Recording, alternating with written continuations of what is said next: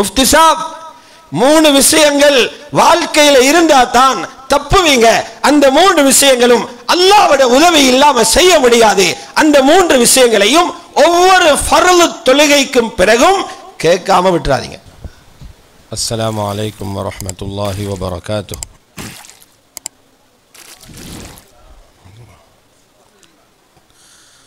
அல்ஹம்துலில்லாஹி ரப்பில் ஆலமீன்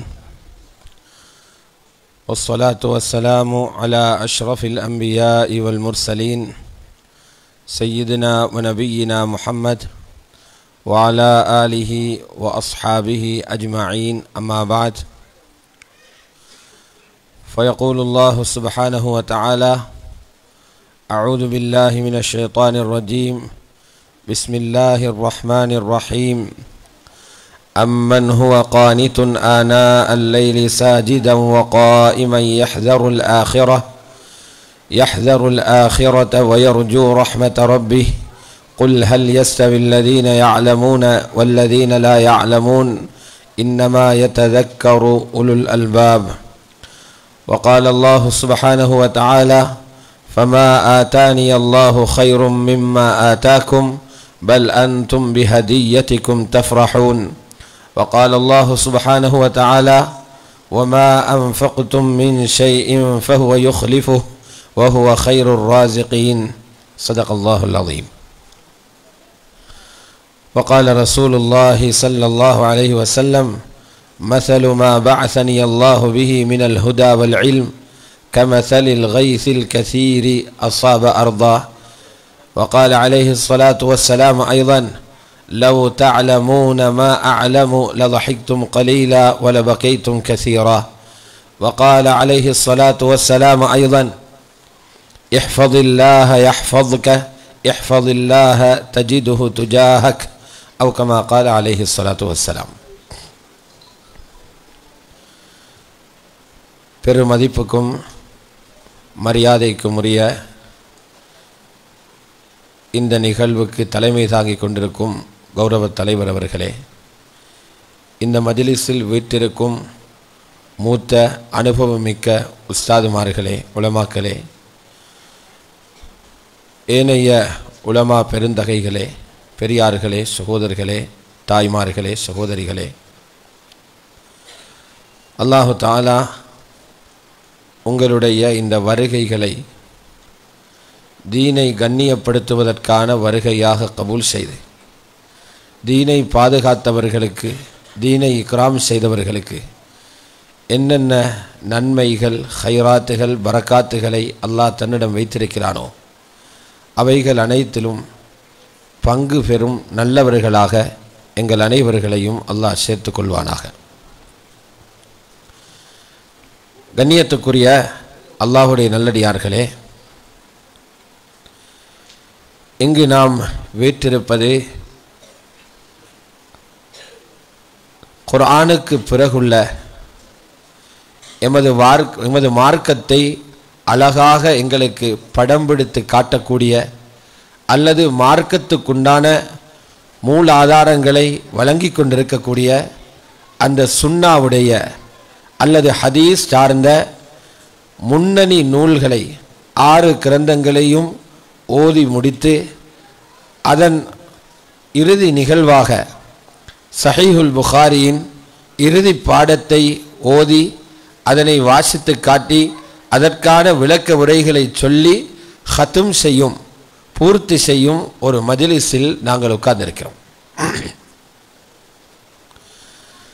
அல்லாஹ்வுடைய நல்லடியார்களே, இந்த மஜ்லிஸிலிருந்து ஏராளமான உலமாக்கள் அவர்களுடைய கற்கை நெறியை பூர்த்தி செய்துவிட்டு சமூகத்துடன் இணையும் ஒரு நிகழ்வாக இந்த நிகழ்வு இருக்கிறது. பொதுவாக வந்திருக்கின்ற உலமாக்கள் இதனுடைய பெருமதியை விளங்கி கொண்டிருந்தாலும் பெரும்பாலாக வந்திருக்கக்கூடிய ஏனையோர்களும், அதிலும் குறிப்பாக யார் இந்த பிள்ளைகளுக்கு தாய் தந்தையர்களோ அல்லது பாதுகாவலர்களோ பொறுப்பாளர்களோ உறவினர்களோ அவர்கள் வெளியாகி வருகின்ற இந்த ஆலிம்களின் உண்மையான பெருமதியை உள்ளத்தால் விளங்காதவர்களாக இருப்பது மிகவும் மனம் வருந்தத்தக்க ஒரு விஷயமாகும். நிறைய பேர் ஒரு கேள்விக்குறியோடு இந்த சபைக்கு வந்திருப்பார்கள். இவர் ஆலிமாகி அதுவும் 6 கிரந்தங்களை ஓதி முடிச்சிட்டு வர்றாரு.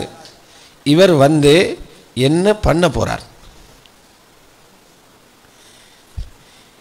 இந்த 6 கிரந்தங்களை ஓதினதால, அதுக்கு முன்னால 7 வருஷம் ஓதினதுனால எங்கட குடும்பத்துக்கு என்ன பிரயோசனம்? இதுக்கு விட தெரியாமத்தான் அல்லது ஒரு மயக்க நிலையில தான் நிறைய பேர் பிள்ளைகளை அழைத்து போக வந்திருப்பாங்க. ஒரு சிலருக்கு அல்லாஹ் தெளிவுபடுத்தி இருப்பான்.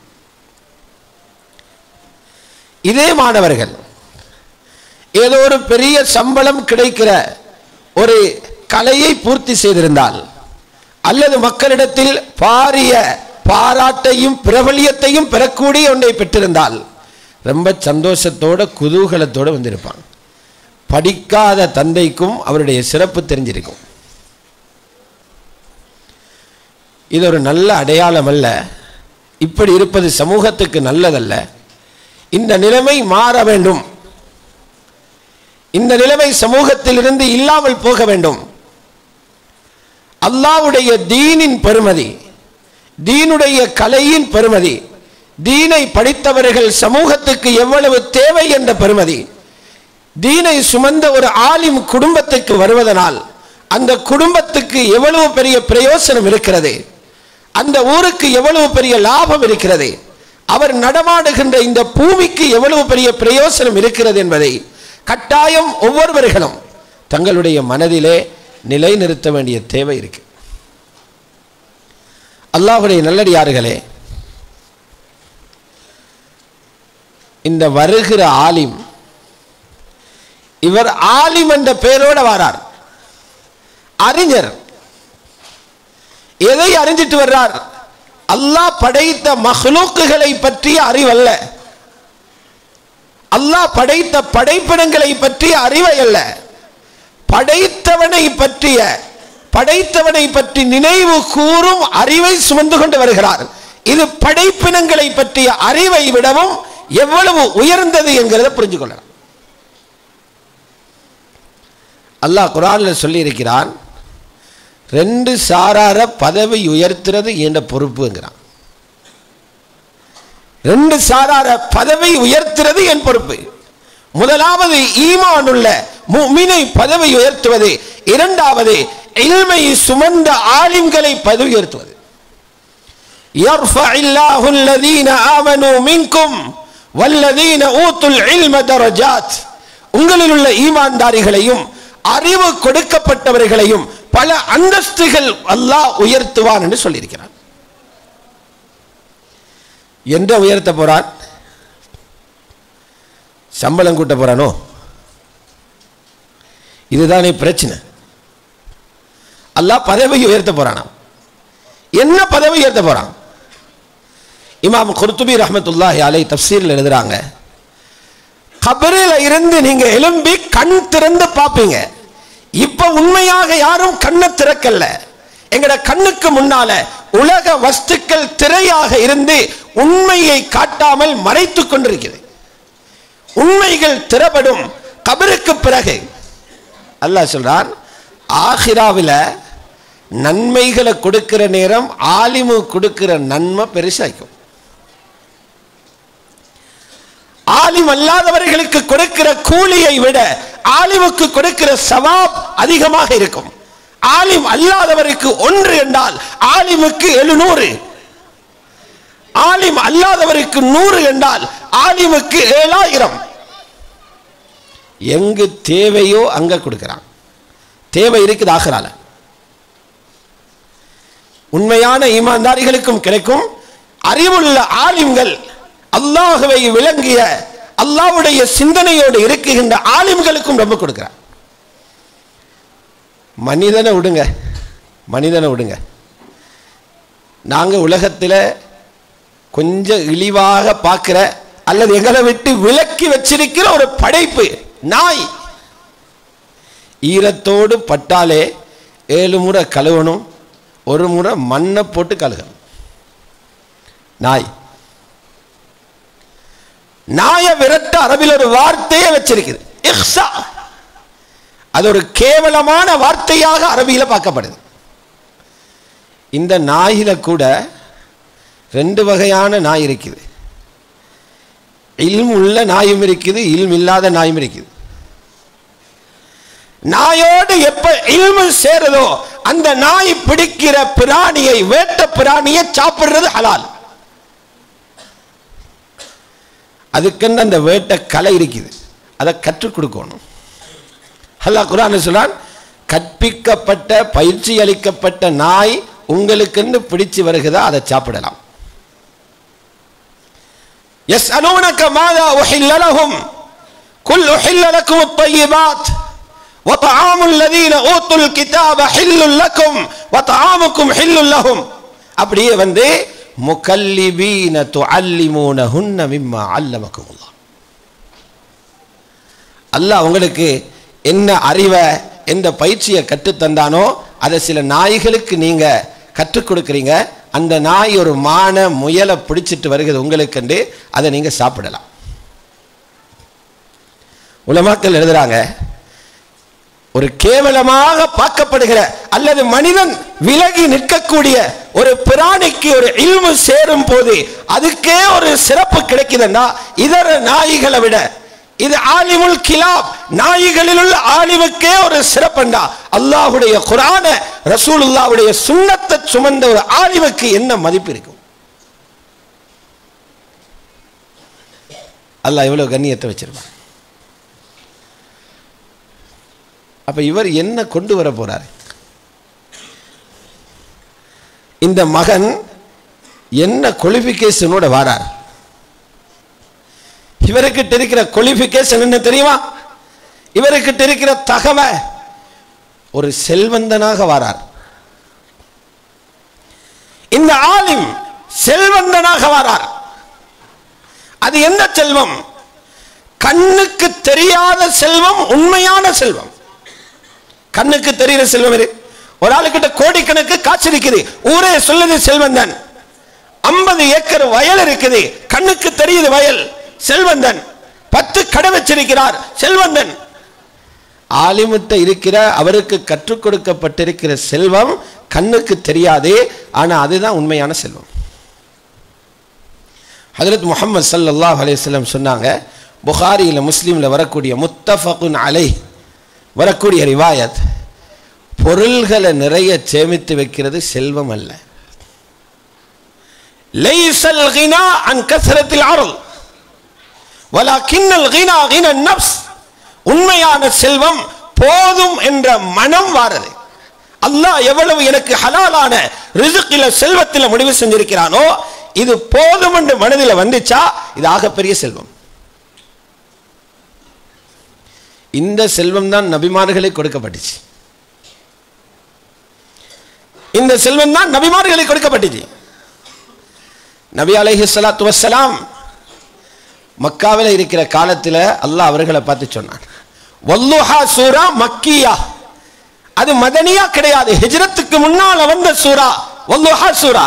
அதுல ரப்பு எங்கட அன்பு ரசூலுல்லாஹ்வை பார்த்து சொல்றான், வவஜதக ஆயிலன் ஃபஅக்னா, உங்களை ஒரு ஏழையாக கண்டே அல்லாஹ் சீமானாக ஆக்கினான். மதீனாவுக்கு வந்த பிறகு சொல்லி இருந்தா ஓரளவுக்கு சரி பண்ணிக்கலாம். நிறைய கனிமத் பொருள்கள் எல்லாம் கிடைச்சது. ஹைபர்ல காணி, பனு நலீர்ல காணி, அதெல்லாம் கிடைச்சதால ரசூலுல்லாஹ்வோட பொருளாதாரம் சீராகிச்சுன்னு சொல்லலாம். இது ஒன்றுமே இல்லாம வெறும் கையோட நிக்கிற காலத்துல அல்லாஹ் அகுனான்றான், சீமான் ஆக்கினான். அது எப்படி சீமான்? அன்பு நபி ஸல்லல்லாஹு அலைஹி வஸல்லம் அவர்களுக்கு அல்லாஹ் கொடுத்தான், எனக்கு இருக்கிறது போதும், தொகையில் கொஞ்சமாக இருந்தாலும் என் ரப்பு தந்ததில் நான் ராதி, திருப்தியாக இருக்கிறேன் என்ற மிகப்பெரிய செல்வத்தை ஹஜ்ரத் ஸல்லல்லாஹு அலைஹி வஸல்லம் கொடுத்தார். நபி அலைஹிஸ்ஸலாத்துக்கு மட்டுமல்ல, பல நபிமார்கள் ரசூல்மார்களுக்கு அல்லாஹ் கொடுத்துக்கிறான். சுலைமான் அலைஹிஸ்ஸலாத்தை பாருங்க. ஹஜ்ரத் சுலைமான் அலைஹிஸ்ஸலாம் தாவத்துடைய கடிதம் அனுப்பினாங்க. ஹுதுஹுத் பறவையூடாக சபாவில இருந்த அரசி பல்கீஸுக்கு அனுப்பினாங்க. கடிதத்தில் என்ன எழுதப்பட்டிருந்துச்சு? ஆட்சியை தந்துட்டு இறங்கு என்று சொல்லல. நீங்க எல்லாம் எனது பேச்சுக்கு மேலால போகாம கட்டுப்பட்டு முஸ்லிம்களாக வரணும். அல்லாஹ் தஅலு அலைய வதூனி முஸ்லிமீன், முஸ்லிம்களா வாங்க. பல்கீஸ் என்ன செஞ்சா? இவ்வளவு பெரிய ஆர்டர் ஒன்று வந்திருக்குது, கட்டுப்பட்டு வாண்டே. மார்க்கத்தை, நீ இருக்கிற மார்க்கத்தை விட்டு இறங்கி நான் சொல்ற மார்க்கத்துக்கு வாண்டே ஒரு நாட்டை கூப்பிடுறார் சுலைமான் அலைஹிஸ்ஸலாம். பல்கீஸ் பார்த்தா இது போலியா உண்மையான்னு பார்ப்போம். கடிதம் அனுப்பினவர் ஒரு போலியா உண்மையான பெருந்தகையான்னு பார்ப்போம். அதுக்கு என்ன செய்தார்? விலை மதிக்கத்தக்க பரிசு பொருட்களை ஒரு சமாதான தூதுக்குழுவிடம் கொடுத்து ஹஜ்ரத் சுலைமானிடத்தில் அனுப்புறார். பெருமதியானது. ஒரு அரசனுக்கு பரிசு அனுப்புறா அது இல்ல சாதாரணமாக்குமா? சாதாரணமா இருக்குமா? அனுப்பிட்டு நாட்டு மக்களுக்கு சொல்றா, ஒரு சோதனை வச்சிருக்கிறேன், சுலைமான் கபூல் செய்யறாரா இல்லையான்னு பார்ப்போம். இந்த தூதுக்குழு பெரும் பெரும் பரிசுகளை கொண்டு போய் ஹஜ்ரத் சுலைமானுக்கு முன்னால வைக்கிறாங்க. லட்சம் கோடி பெருமதியான பரிசு. சுலைமான் என்ன, உங்களோட ஹதியாவை எடுத்துட்டு கிளம்புங்க, இந்த ஒரு பரிசும் எனக்கு தேவையில்லை. ஏன்? ஃபமா ஆதானி அல்லாஹு கைரும் மிம்மா ஆதாக்கும், அல்லாஹ் எனக்கு தந்திருக்கிறது உங்களுக்கு கொடுத்திருக்கிறதை விட சிறந்தது. உங்களுக்கு இருக்குது அரசாட்சி, உங்களுக்கு இருக்குது தங்கம் வெள்ளி மாணிக்கம், உங்களுக்கு இருக்குது தீனார் திர்ஹம், எனக்கு இருக்குது நுபுவத்தும் இல்மும். எனக்கு இருக்குது நுபுவத், நபித்துவம் என்ற அல்லாஹ் தந்த பட்டம், ஈருலகிலும் கண்ணியத்தை உருவாக்கும் பட்டம் எனக்கு இருக்குது. அல்லாஹ்வை விளங்குகிற இல்ம், இது உங்களுக்கு இருக்கிற எல்லாத்தை விட சிறந்தது.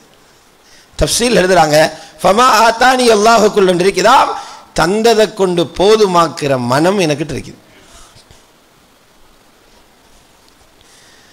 இந்த நபிமார்களோட சொத்து தான் 8 வருஷம் இந்த பிள்ளைகளுக்கு பங்கிடப்பட்டுச்சு. உலமாக்கள் முஹம்மது ஸல்லல்லாஹு அலைஹி வஸல்லம் அவர்களுடைய வாரிசுகள் அல்ல. உலமாக்கள் எல்லா நபிமார்களுக்கும் வாரிசு. எங்கேயும் வரல அல் உலமா வரசத்தின் வரல. அல் உலமா வரசத்துல் அன்பியா, உலமாக்கள் நபிமார்களின் வாரிசுகள். ஒரு நபியின் வாரிசு அல்ல, ஒரு ரசூலின் வாரிசு அல்ல. உலகத்துக்கு நபியாக வந்த அனைத்து நபிமார்களின் சொத்துகளையும் வைத்திருப்பவர்கள் உலமாக்கள். சுப்ஹானல்லாஹ். வாரிசு யார்? ஆதம் அலைஹிஸ்ஸலாத்திலிருந்து ஆரம்பித்து சையதுனா முஹம்மது ஸல்லல்லாஹு அலைஹி வஸல்லம் வரைக்கும் உள்ள எத்தனை ஆயிரம் எத்தனை லட்சம் நபிமார்களை அனுப்பினானோ அவ்வளவு பேர்களுடைய சொத்துகளுக்கும் சொந்தக்காரர்கள். சொல்லிட்டு ஸல்லல்லாஹு அலைஹி சொன்னாங்க, நாங்க விட்டுட்டு போற வாரிசு சொத்து கண்ணுக்கு தெரிகிற சாமான் அல்ல. வைன்னமல் அன்பியா லம் யுவர்ரிசு தீனார வலா திர்ஹமா, தங்கம் வெள்ளி தீனார் திர்ஹத்தை நபிமார்கள் அனந்தரமாக விடவில்லை. அவர்கள் விட்டு சென்றது அல்லாஹ்வை விளங்குகிற அறிவை. வைன்னமா வர்ரசுல் இல்ம். எவ்வளவு பெரிய ஒரு சொத்து இருக்குதுன்னு பாருங்க. கினன் நஃப்ஸ், போதுமென்ற மனம். ஆனா எப்போது அந்த மனம் வரலையோ, அல்லாஹ் மன்னிக்கணும், எப்போது அந்த மனம் வரலையோ அந்த இடத்துல பேராசை வரும். உலகம் போதாது என்று யாருடைய உள்ளத்தில் உலகம் போதாது என்று வருகிறதோ, சொத்துக்கள் இருந்தாலும் அவன் பிச்சைக்காரன். சொத்துக்கள் இருந்தாலும் பல பரம்பரைக்கு சம்பாதிச்சிட்டிப்பான், அடுத்தவன் காசில தான் வாழுவான். சொத்து சேர்த்து வச்சிருப்பா பல பரம்பரைகளுக்கு, அடுத்தவன் காட்சியில சாப்பிடுறது, அடுத்தவன் காட்சியில குடிக்கிறது, அடுத்தவன் காணியில வாழ்றது, அடுத்தவன் காணில தான் அவனோட வாழ்க்கையே போகுது. இவன் பிச்சைக்காரன், செல்வந்தன். கனிகளாக வராங்க. அதுக்குரிய வழிகாட்டல் கொடுக்கப்பட்டிருக்குது. சீமான்கள் போதுமென்ற மனதை உண்டாக்குற அந்த சக்தி அல்லாஹ் கொடுத்திருக்கிறார். அல்லாஹ்வுடைய நல்லடியார்களே, அதனால தான் ஹஜ்ரத் ரசூலுல்லாஹி ஸல்லல்லாஹு அலைஹி வஸல்லம் எல்லாத்தையும் காட்டிக்கிறாங்க. தொழுகிறத காட்டினாங்க, ஜகாத் கொடுக்கிறத காட்டி கொடுத்தாங்க, ஹஜ் செய்யற முறையை படிச்சு கொடுத்தாங்க, நோன்பு பிடிச்சு காட்டினாங்க, நிக்காஹ் செய்து காட்டினாங்க, பிள்ளை வளர்த்து காட்டினாங்க, ஊரை கட்டுப்படுத்தி காட்டினாங்க, முதியவர்களை வழிநடத்தி காட்டினாங்க, வாலிபர்களை பாதுகாத்து காட்டினாங்க. அதுபோல ஒரு ஆலிமை எப்படி பாதுகாக்கணும் என்றும் ஊருக்கும் குடும்பத்துக்கும் காட்டினாங்க. ஒரு ஆலிம் கிடைச்சா அவரை எப்படி நீங்க பாதுகாக்கணும், அதை நாம புத்தியால பயன்படுத்தக்கூடாது. சீரத்துர் ரசூல் உஸ்வத்துன் ஹஸனா, அழகிய முன்மாதிரி இருக்கும் ரசூலுல்லாஹ்வின் வாழ்க்கையில் இருந்து தான் அதை எடுக்கணும். ஸல்லல்லாஹு அலைஹி வஸல்லம் அவர்களுடைய சபையிலும் பல அறிஞர்கள் உருவாக்கப்பட்டார்கள். பல்வேறு துறையில் உள்ள அறிஞர்கள் உருவாக்கப்பட்டார்கள். அங்கிருந்து ஆலிம் உருவானார், முஆத் இப்னு ஜபல் ரலியல்லாஹு அன்ஹு. காரிஸா உருவானார், அபூ மூஸா அல்-அஷ்அரி, ஸைத் பின் சாபித் ரலியல்லாஹு அன்ஹு. பல்வேறு துறையில் உள்ள உருவாக்கப்பட்டார். இதில் உள்ள முக்கியமான ஒருத்தர் தான் ஹஜ்ரத் முஆத் இப்னு ஜபல். இவருக்கு இஸ்லாம் கிடைச்சது 17 வயசுல தான். முஸ்லிமானதே 17 வயசுல, 33 வயசுல வஃபாத் ஆயிட்டாங்க. 15 வருட கால வாழ்க்கை தான் முஆத் இப்னு ஜபல். மதீனாவின் ஆரம்ப காலத்திலேயே இஸ்லாத்தை ஏற்றுக்கொண்டார் முஆத் இப்னு ஜபல். வேற தனியான பிரத்யேகமான மதரசாக்கள் இல்ல, தாருல் உலூம்கள் இல்ல, ஜாமிஆக்கள், யூனிவர்சிட்டிகள் இல்ல, மஸ்ஜிது நபவி எனும் ஓல கூலைக்கு கீழே நடந்த ஈமானுடைய வகுப்புகளில் இருந்து ஆலிமாக உருவானவர். ஓதியோதியே தீனட பணிகளையும் செஞ்சார். ஹிஜ்ரத்துக்கு முன்னால 2 ஜமாத்துகள் ஹஜ்ஜிக்கு போய்த்து ஸல்லல்லாஹு அலைஹி வஸல்லம் சந்திச்சு பையத் செஞ்சாங்க. அதுக்கு அகபாவுடைய பைஅத்னு சொல்லுவாங்க. அதில் 2வது குழுவில் முஆத் இப்னு ஜபலும் இருக்கிறார். ஸல்லல்லாஹு அலைஹி வஸல்லம் மதீனாக்கு வாங்க நுஸ்ரத் செய்வோம் என்று கூப்பிட்டவர்கள் ஒருத்தர் ஹஜ்ரத் முஆத் இப்னு ஜபல் ரலியல்லாஹு தஆலா அன்ஹு உருவாகிறார். ஆலிமாக குர்ஆனுடைய வெளிச்சம் கல்வுக்குள்ளே இறங்கி அமானிதத்துடன் உள்ளத்தை வெளிச்சமாக்குறது. பார்வையும் கேள்வியும் நடையும் உடையும் உம்மத்துக்கு வெளிச்சமாகுது. ஸல்லல்லாஹு அலைஹி வஸல்லம் சொல்றாங்க, ஹலால் ஹராம அறிஞ்ச ஒரு முஃப்தியை பார்க்கணும்னா முஆத பாருங்க. அலமுன் நாசி பில் ஹலாலி வல் ஹராம். ஹலால் ஹராம ரொம்ப அறிஞ்ச ஒருத்தர். அது எவ்வளவு பெரிய பாபது. ஹலால் ஹராம் அறியதுண்டா எவ்வளவு பெரிய விளக்கமிக்கும் உருவாகிட்டார். இந்த ஆலிம சமூகம் எப்படி பயன்படுத்தணும், இவரை எந்த ரூட்ல கொண்டு போய் பாதுகாக்கிற பொறுப்பு தாய் தந்தையினருக்கும் ஊர் மக்களுக்கும் ஊர் பிரதானிகளுக்கும் இருக்கிறது. ஆலிம்களை ஒதுக்கி தீனிலிருந்து விரட்ட அந்த கபட வேலையை மட்டும் செஞ்சிடாதீங்க. ஸல்லல்லாஹு அலைஹி வஸல்லம் தகப்பனாக இருக்கிறவருக்கு ஊர் தலைவராக இருந்து உம்மத்தின் தலைவராக இருந்து முஆத பாதுகாக்கிற முறையை காட்டி தந்தாங்க. முதல்ல எங்க பாவிச்சாங்கன்னா குர்ஆன் ஓதி கொடுக்கிற முஅல்லிமாக பாவிச்சாங்க. முஃப்தி சாபா குர்ஆன் ஓதி கொடுத்தார். ஹிஜ்ரி 8ல ஃபத்ஹ் மக்கா நடக்குது, மக்காவுடைய வெற்றி. அங்கே 2 பேருக்கு நியமனம் கிடைக்குது. ஹரம் ஷரீஃபில தொழுகை நடத்த அத்தா இப்னு அஸீத் ரலியல்லாஹு அன்ஹு 16 வயது இளைஞர் நியமிக்கப்படுகிறார். மக்காவில் உள்ளவர்களுக்கு குர்ஆனை சொல்லிக் கொடுக்க ஹஜ்ரத் முஆத நியமிக்கிறான். தஃப்சீருல் பைலாவி ஓதி கொடுக்கவல்ல, பைலாவியுடைய மத்தனை ஓதி கொடுக்க. மத்தன் எது? குர்ஆன். பைலாவி ஓதி கொடுக்கிறது ஃபர்லு கிஃபாயா, குர்ஆனை ஓதி கொடுக்கிறது ஃபர்ல் ஐன். முஃப்தியை பாவிக்கிறாங்க. குர்ஆன் மதரசால பள்ளிக்கூடத்தில் குர்ஆன் ஓதி கொடுக்க. பின்னாடி என்ன செய்றாங்க? மதீனாவுக்கு வந்த பிறகு மஸ்ஜிதுல இமாமத்துக்கு பாவிச்சாங்க.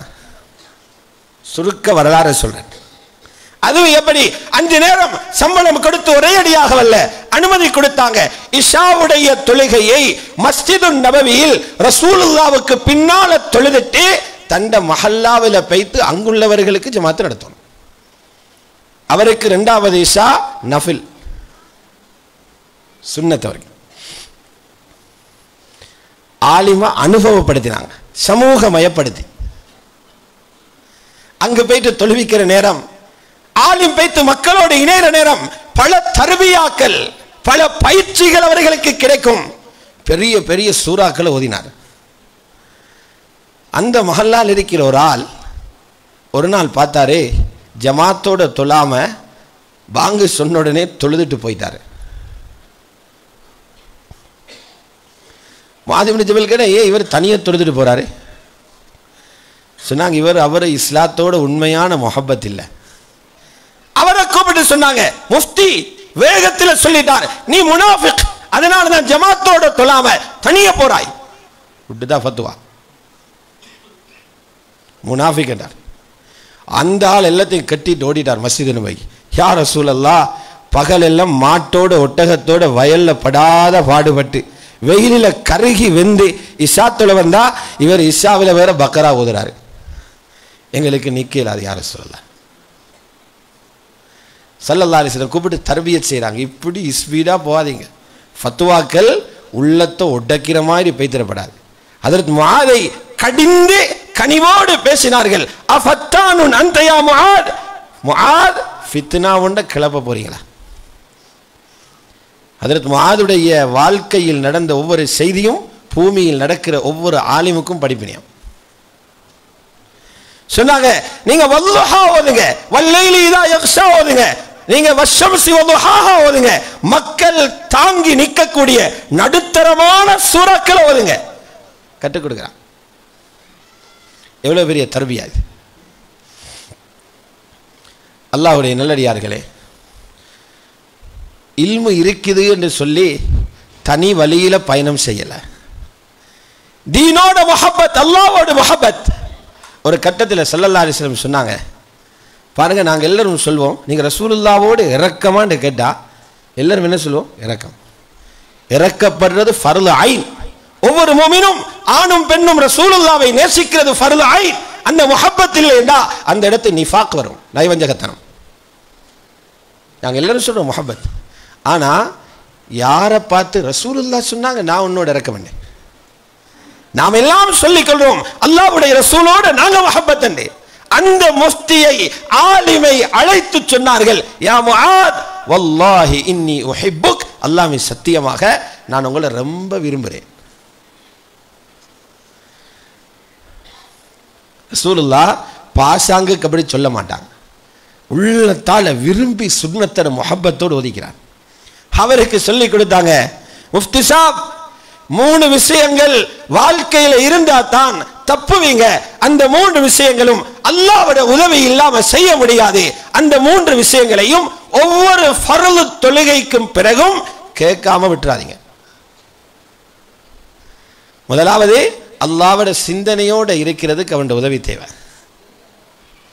ரப்பு தந்த நிஅமத்துகளுக்கு நன்றி செலுத்த, ஷுக்ரோடு வாழ அல்லாஹ்வுடைய உதவி தேவை. இபாதத்துகளை அழகாக செய்யறதுக்கும் ரப்போட உதவி தேவை. அல்லாஹும்ம அஇன்னி அலா ஸிக்ரிக வ ஷுக்ரிக வ ஹுஸ்னி இபாதத்திக். ஸிக்ர், ஷுக்ர், ஹுஸ்னுல் இபாதா, இந்த 3க்கும் நீ எனக்கு உதவி செய்.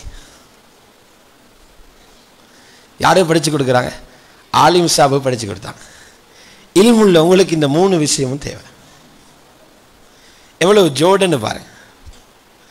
ஸல்லல்லாஹு அலைஹி வஸல்லம் மதீனால இருந்தது முழுமையாக 10 வருஷம். 11வது ஆண்டு ரபியுல் அவ்வலில துனியாவை விட்டு போயிட்டாங்க. இந்த 10 வருஷ காலத்தில் சுமாராக 27 யுத்தங்கள்ல கலந்து கொண்டாங்க. 27 ஜமாத்துகள். அதில் ஸைத் இப்னு அர்கம் ரலியல்லாஹு அன்ஹு ரிவாயத்தின் பிரகாரம் 27 10 வருடங்களில் 27 ஜமாத் என்றா அது என்ன ஹரக்கத்? அது இமாம் ஸஹபி சியர்ல எழுதுறாங்க, அந்த எல்லா ஜமாத்திலேயும் முஆத் இப்னு ஜபல் இருந்தார். அல்லாஹ்வுடைய பாதையில போன அவ்வளவு ஜமாத்திலேயும் இருந்தார். ஷஹிதல் மஷாஹித குல்லஹா, அல்லாஹ்வுடைய ரசூல் பங்கு பெற்றிய அனைத்து நிகழ்வுகளிலும் ஹஜ்ரத் முஆத் பங்கெடுக்கிறார். ஆலிமான முஆதும் பங்கெடுக்கிறார். பணத்தோடு நடமாடிய மிகப்பெரிய செல்வந்தர் ஹஜ்ரத் அப்துர் ரஹ்மான் இப்னு அவ்ஃப், அவருடைய வரலாறும் சியர்ல இருக்குது. ஷஹிதல் மஷாஹித குல்லஹா, எல்லா ஜமாத்திலையும் வரும் பங்கெடுத்தார். பின்னாடி ஸல்லல்லாஹு அலைஹி வஸல்லம் வஃபாத்துக்கு நெருக்கமான காலத்தில் ஹஜ்ரத் முஆதை பக்கத்து நாட்டுக்கு அனுப்புறாங்க. நாங்கள் இந்தியாவுக்கு போற மாதிரி சவுதியோடு ஒட்டி இருக்கிற நாடு யமன், பக்கத்து நாட்டுக்கு அனுப்பினாங்க, தாயாக அனுப்பினாங்க. அவர் ஒரு பிரதேசத்துக்கும் காரி சாப் அபூ மூஸா அல்-அஷ்அரி ரலியல்லாஹு அன்ஹு அவர்களை இன்னொரு பிரதேசம் யமன், 2 மாகாணங்கள் 2 மாநிலங்கள் 2 பிரதேசத்துக்கு 2 பேர் அனுப்பினாங்க. போய் சொன்னாங்க, நீங்க போறது முஸ்லிம்களுக்குள்ள அல்ல, நீங்க போறீங்க அஹ்லுல் கிதாபுகள் யஹூதுகள் நசாராக்கள் வாழுகிற நாட்டுக்கு. போன உடனே உங்களோட முதல் பணி ஷஹாதா கலிமாவின் பக்கம் தாவத்து கொடுங்க. அதை கபூல் செய்தாங்கன்னா தொழுக ஃபர்லன்னு சொல்லுங்க. அதை கபூல் செஞ்சாங்கன்னா ஜகாத்து கடமைங்க, செல்வந்தர்களிடம் பெறப்பட்டு ஏழைகளுக்கு பகிரப்படும்னு சொல்லுங்க. துஅது மின் அக்னியாயிஹிம் வ துரது அலா ஃபுகராய். அழகான வழிகாட்டல். போகும்போது சொன்னாங்க, முஆத் திரும்பி வரும்போது நான் இருக்க மாட்டேன், என்னை பார்க்க மாட்டீங்க, என்ன கபரு இருக்கும், நான் பூமிக்கு மேலே இருக்க மாட்டேன். நீங்கள் 3 விஷயங்களை பேணிக்கோங்க. முஆத், வெளிநாட்டுக்கு போறீங்க, ஒரு முஃப்தியை ஆலிமை அழகாக புத்தி சொல்லி ரசூலுல்லாஹி ஸல்லல்லாஹு அலைஹி வஸல்லம் வைக்கிறாங்க. சொன்னாங்க, அல்லாஹ்வை பயந்து நடவும், எங்கிருந்தாலும் அல்லாஹ் பார்க்கிறான் என்ற தக்வாவோட வாழுங்க. ஆலிம் என்கிறதுக்காக ஷைத்தான் விட்டுட மாட்டான், உங்களையும் பாவத்தில் தள்ள பார்ப்பான். அல்லாஹ் பார்க்கிறான்னு இருங்க. இத்தகில்லாஹ ஹைசுமா குந்த். யமனில் இருந்தாலும் மிஸ்ரில் இருந்தாலும் ஆப்பிரிக்காவில் இருந்தாலும் அல்லாஹ் பார்த்து கொண்டிருக்கிறான். உணர்வோடு இருங்க. மனிதனே என்ற வகையில் உங்களால் அப்படி தப்பு தவறுகள் நடந்தால் அந்த தவறுகளை பட்டோலையில் அடக்கம் செஞ்சிடாதீங்க, பட்டோலையில வாழ விட்டுடாதீங்க, பாவங்களை அழிச்சிடுங்க. அதுக்கு வழி உடனே நன்மை ஒன்றை செய்யுங்க, நன்மை தீமையை அழிச்சிடும். அத்பிஇ ஸய்யிஅத்தல் ஹஸனத தம்ஹுஹா. இப்ப ரப்போட உங்களோட உறவு நல்லா இருக்கும். பாவம் செய்யாதீங்க, நடந்துச்சா நன்மையை செய்து பாவத்தை அழிச்சிருங்க, ரப்போட உறவு நல்லா இருக்கும். 2வது சொன்னாங்க, ஆலிம் என்று சொல்லி தனி வழியில் பயணிக்காதீங்க. நான் ஆக்களோட சேர மாட்டோம், நான் தனியாக தான் இருப்போம். அப்படி போனீங்கன்னா உங்களோட இல்மால துனியாவுக்கு பிரயோசனம் இல்லாம போகும். உங்களோட உங்களை அடக்கிறதோட கபருக்குள்ள போயிடும். பாருங்க, இப்போ ஓதி முடிச்சாங்க சஹீஹுல் புகாரி. யார் எழுதினது? ஹஜ்ரத் இமாம் புகாரி ரஹ்மத்துல்லாஹி அலைஹி. இமாம் புகாரி எங்கட ஊரா இல்ல, எங்கட குடும்பமா இல்ல, எங்கட மொழி பேசுறவரா இல்ல, இந்த நாட்டுக்கு வந்தாரா இல்ல. அவரோட கிதாபை நாங்க வாசிக்கணும். இதுதான் கபூலியத். 1200 வருஷமாக கபருக்குள் இருந்தாலும் ஆலிமின் இல்மு வாழ்ந்து கொண்டிருக்கு. ஆலிம் கபருக்குள் இருக்கிறார், ஆலிமின் இல்மு வாழ்ந்து அவருக்கு நன்மைகளை கபருக்கு சப்ளை பண்ணி கொண்டே இருக்கு. இந்த சொத்து இந்த ஆலிம்கள்ட்ட இருக்கு.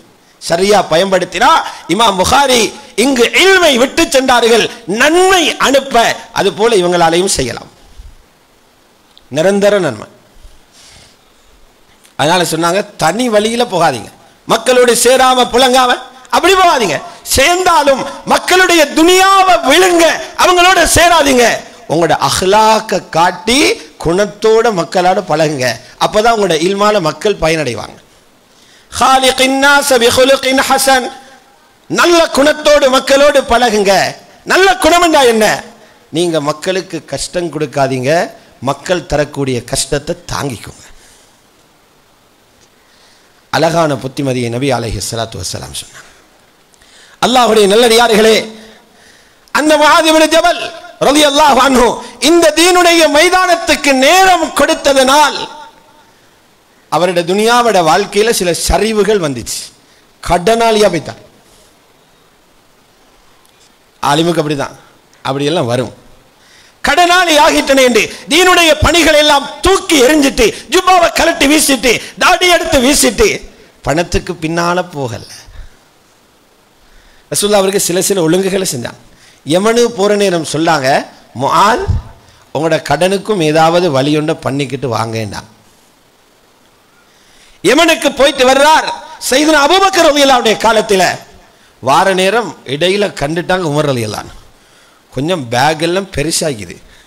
சொன்னாங்க, முஆத் போனது போல இல்லையே, பையெல்லாம் பெருசா இருக்குது, இதை அமீருல் முஃமினீனுக்கு முன்னால கொண்டு போய் காட்டி அனுமதி எடுக்கணும். அமீருல் முஃமினீன் சொல்றாரு, அமீருல் முஃமினீன் முஆத் போனதை விட செல்வத்தை கூட கொண்டு வர்றார், இவரை விசாரணைக்கு உட்படுத்துங்க. மாதிரி சொன்னாங்க, நான் எந்த இஷ்டத்துக்கு கொண்டு வரல, ஸல்லல்லாஹு அலைஹி வஸல்லம் எனக்கு அனுமதி தந்தாங்க என்ன கடனுக்கு வழி பண்ண சொல்லி. சஹாபாக்கள் எப்படி இருந்தாங்கன்னு பாருங்க.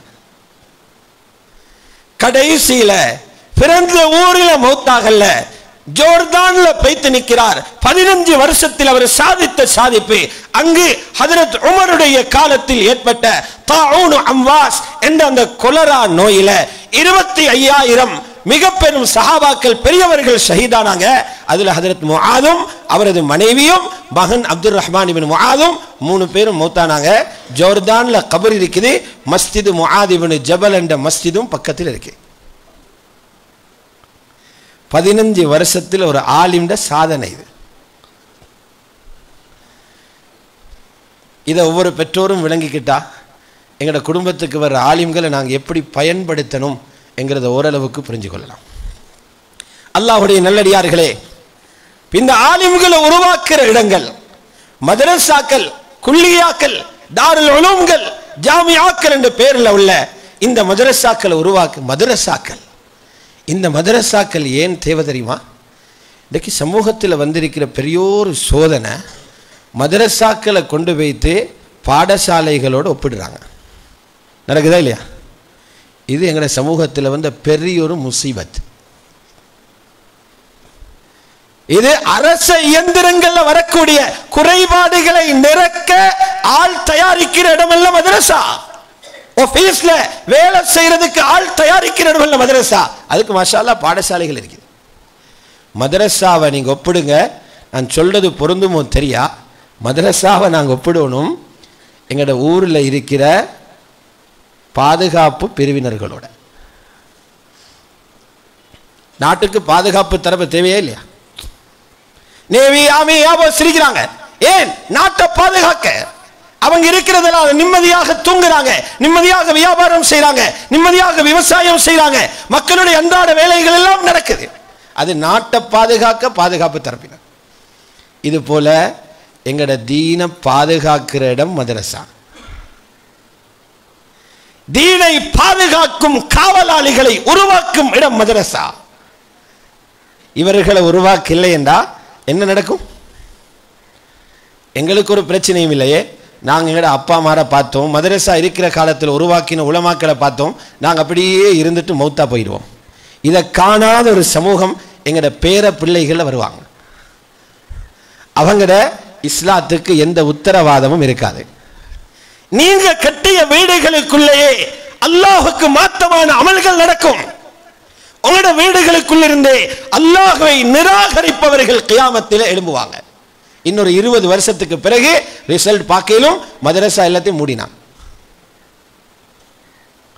இப்பவே உதாரணத்துக்கு இருக்குது ரஷ்யா. இப்ப இருக்கு. இப்ப வாசிச்சு காட்டிய இந்த புகாரி ஷரீஃபை எழுதினவர் இமாம் புகாரி மக்கா மதீனாவை சேர்ந்தவர் அல்ல, அஜமி, ரஷ்யாவில் உள்ள புகாரா என்ற அந்த மண்ணில பிறந்தவர். அன்று பெரிய பெரிய மதரசாக்கள்.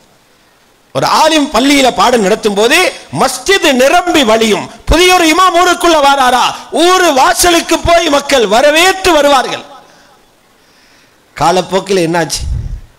எல்லாம் நாஸ்திகத்தினால் புசுக்கப்பட்டு ஒரு காலம் இருந்துச்சு. 90ஆம் ஆண்டுகளுக்கு முன்னால அந்த நாட்டில் ஆகப்பெரிய குற்றமான ஒரு வார்த்தை அல்லாஹ்னு மொழிகிறது. பெரிய பெரிய ஆலிம்களோட பிள்ளைகள், பெண் பிள்ளைகள் நாஸ்திகர்களாக மாறி போனாங்க. அல்லாஹ்வையும் தெரிய, ரசூலையும் தெரிய, குர்ஆனையும் தெரிய. ரஷ்யாவை பார்த்து, ஸ்பெயினை பார்த்து படிக்கலாம். தீன் பறிக்கப்பட்டா அங்குள்ள பரம்பரைகளோட பரிதாபம் என்னன்னு வரலாறு சொல்வாங்க. ஸ்பெயின்ல இருந்த அரசர் அவருடைய மகனுக்கு நிக்காஹ் செய்து கொடுக்கிறதுக்காக அவர் ஏலான் செய்தார். குர்ஆனை மனனம் செய்த ஹாஃபிலாக்கள் அந்த பெண் பிள்ளைகள் எந்த வீட்டில் இருக்கிறதோ அந்த வீடுகளுக்கு முன்னால் ஒரு மெழுகுதிரிய பத்த வைங்க, இந்த மகனுக்கு ஒரு பெண்ணை தெரிவு செய்ய. எல்லா வீட்டிலையும் பத்த வச்சுக்கிறாங்க. என்ன அர்த்தம்? எல்லா வீட்டிலையும் ஹாஃபிலாக்கள் இருக்கிறாங்க. பார்த்தா தேர்வு செய்ய கஷ்டமாக இருக்குது. அடுத்த நாள் ஏலான் செய்தார். ஹிஃபுல் மட்டுமல்ல, முவத்தா மாலிக் என்ற நூலையும் மனனம் செஞ்சிருக்கணும். அடுத்த நாள் பார்த்தா அதே போல பத்த வச்சிருக்கிறான். எல்லா வீட்டிலையும் ஹாஃபிலாக்கள் முவத்தாவை மனனம் செய்த தேர்ச்சி பெற்ற மாணவிகள் இருந்தாங்க. இன்றைக்கு அந்த ஸ்பெயின் நிலைமை என்ன? இன்றைக்கு அந்த ஸ்பெயின் நிலைமை என்ன? தீன் எங்கு பறிக்கப்படுமோ அவர்களுடைய பரம்பரையின் பரிதாபம் அதுதான். இதனால் ஒவ்வொரு முஸ்லிமும் எங்கட தீனுக்கு பாதுகாப்பு கிடைக்க வேண்டும் என்றா, எங்கட சந்ததிகளும் முஸ்லிம்களாக நாளை வாழ வேண்டும் என்றால், இந்த பாக்கியங்களை அவர்களும் பெற வேண்டுமாக இருந்தால், ஒவ்வொரு முஸ்லிமும் தன்னால் இயன்ற வழிகளில் பங்களிப்பு செய்து இந்த மதரசாக்களை பாதுகாக்கணும். அதுக்கு எங்கட பிள்ளைகளை கொடுக்கணும். யாருக்கிடத்துல காசு இருக்குதோ காசை கொடுங்க, யாரிடத்துல நிலம் இருக்குதோ நிலத்தை கொடுங்க, யாரிட கையில் அதிகாரம் இருக்குதோ அதிகாரத்தை பயன்படுத்துங்க, யாரிடத்துல குழந்தைகள் இருக்கிறாங்களோ குழந்தைகளை கொடுங்க. அது ஒன்றுமே இல்லை, கண்ணீரால பாதுகாருங்க, கண்ணீரால பாதுகாருங்க, கபூலியத் கிடைக்கும். ரசூல் ஸல்லல்லாஹு அலைஹி வஸல்லம் அவர்களுக்கு மக்காவில உரிமை மறுக்கப்பட்ட ஒரு காலம் இருந்துச்சு, 13 வருஷ காலம். பிறந்த மண்ணிலே தனது மார்க்க உரிமை இல்லாமல் இருந்தாங்க. மஸ்ஜிதில் தொலை இயலாது, தவாப் செய்ய இயலாது, தொழுதால் அழுகிய ஒட்டகத்தின் குடலை தலையில கொண்டு வந்து போடுறாங்க. முஹம்மத் எங்கே என்று கேட்டாலே அவர் ஒரு சந்தேக நபர், பின்னால ஃபாலோ பண்ணுவாங்க. முஸ்லிம்களின் உரிமைகள் உடைமைகள் சீரழிக்கப்பட்டு சூறையாடப்பட்டது. இப்படி ஒரு காலம். ஸல்லல்லாஹு அலைஹி வஸல்லம் உடைய மூத்த மாணவர்கள் இருக்கிறாங்க, சையதுனா அபூபக்கர், சையதுனா உமர், சையதுனா உஸ்மான். ஒரு நாள் கேட்டாங்க, குர்ஆன் இறங்கிக்கிட்டு இருக்குது, இதை மக்களுக்கு போதிக்க ஒரு இடம் தேவை. மஸ்ஜிதில் இடம் தாராங்க இல்லை, அல்லாஹ்வுடைய இறை இல்லம் காபாவில் எங்களுக்கு இடம் கொடுக்கிறாங்க இல்லை, உரிமை மறுக்கப்பட்டிருக்குது. இந்த தீனை படிச்சு கொடுக்கிறதுக்கு ஒரு இடம் தேவை. சின்ன பையன் 15 வயசு கூட பூர்த்தியாகல, ஒரு சஹாபி எழும்புறார், அர்கம் இப்னுல் அர்கம். அவருக்கு பேரும் அர்கம், தந்தையின் பேரும் அர்கம். அர்கம் இப்னுல் அர்கம் சொல்றார், யா ரசூலல்லாஹ், எங்கட வீட்டை தாரோம். சஃபா மலைக்கு பின்னால் அவருடைய வீடு இருந்துச்சு, எங்கட வீட்டை கொடுக்கிறோம். இஸ்லாமிய வரலாற்றின் முதலாவது மதரசா ஹதரத் அர்கம் என்ற இளைஞரின் வீடு. இந்த வீட்டுக்குள்ளே பெரும் பெரும் சஹாபாக்களை இஸ்லாத்தை ஏற்றுக்கொண்டார்கள். அந்த வீட்டுக்குள்ளே சையதுனா அபூபக்கர் குர்ஆன் படிச்சாங்க, ஹதரத் உமர், உஸ்மான், அலி குர்ஆன் படிச்சாங்க, ஹதரத் அபூ உபைதா ரலியல்லாஹு அன்ஹு குர்ஆன் படிச்சாங்க.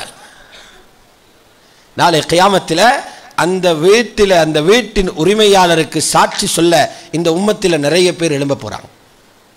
கொடுத்தது சின்ன வீடு, கொடுத்தது சிறந்த விஷயத்துக்கு. அல்லாஹ் குர்ஆன்ல சொல்றான், நீங்க செலவழிக்கிறது வீணா போகாது, திருப்பி தருவோம். பறிக்கிறதுக்காக செலவழிக்க சொல்லல, தர்றதுக்காக சொல்றோம்ன்றான். உங்களுக்கு இருக்கலாம் சுரண்டி கொள்றதுக்காக காணிய பூமியை காசை கொடுங்க என்று சொல்லல. வமா அன்ஃபக்தும் மின் ஷைஇன் ஃபஹுவ யுக்லிஃபுஹு, நீங்க எதை செலவு செய்தாலும் அல்லாஹ் பிரதிகூலி தருவான். அல்லாஹ்வுடைய நல்லடியார்களே, ஆகவே அந்த அடிப்படையில் இந்த ரப்பானியாண்ட இந்த மதரசா, அதோடு சம்பந்தப்பட்ட இன்னும் மதரசாக்கள், பெண்கள் மதரசா எல்லாம் அல்லாஹ் ஏற்படுத்தி இந்த ஊருக்கு ஒரு ரஹ்மத்தாக, இந்த ஊரை பாதுகாக்கும் ஒரு இடமாக அல்லாஹு தாலா இந்த ஒரு பொக்கிஷத்தை கொடுத்திருக்கிறான். இதை பாதுகாத்து வளப்படுத்தி எங்களோட தீனுக்கு அஸ்திவாரம் இடும் ஒரு இடமாக இந்த இடத்தை மாற்ற அனைவர்களும் பங்களிப்பு செய்வோம். வல்லவன் அல்லாஹ் சுப்ஹானஹு வ தஆலா எல்லோரையும் கபூல் செய்வானாக, உயர்ந்த மேலான பாக்கியங்களை தந்தருள்வானாக. இதற்காக அயராது பாடுபடும் உஸ்தாதுமார்கள், நிர்வாகிகள், அபிமானிகள், பெற்றோர்கள், மாணவர்கள் அனைவர்களுக்கும் அல்லாஹ் ஈருலகத்தின் ஹைராத்துகளையும் கொடுத்தருள்வானாக. ஆமீன். வ ஆஹிரு தஅவானா அனில் ஹம்துலில்லாஹி ரப்பில் ஆலமீன். வஸ்ஸலாமு அலைக்கும் வரஹ்மத்துல்லாஹி வபரகாத்துஹு.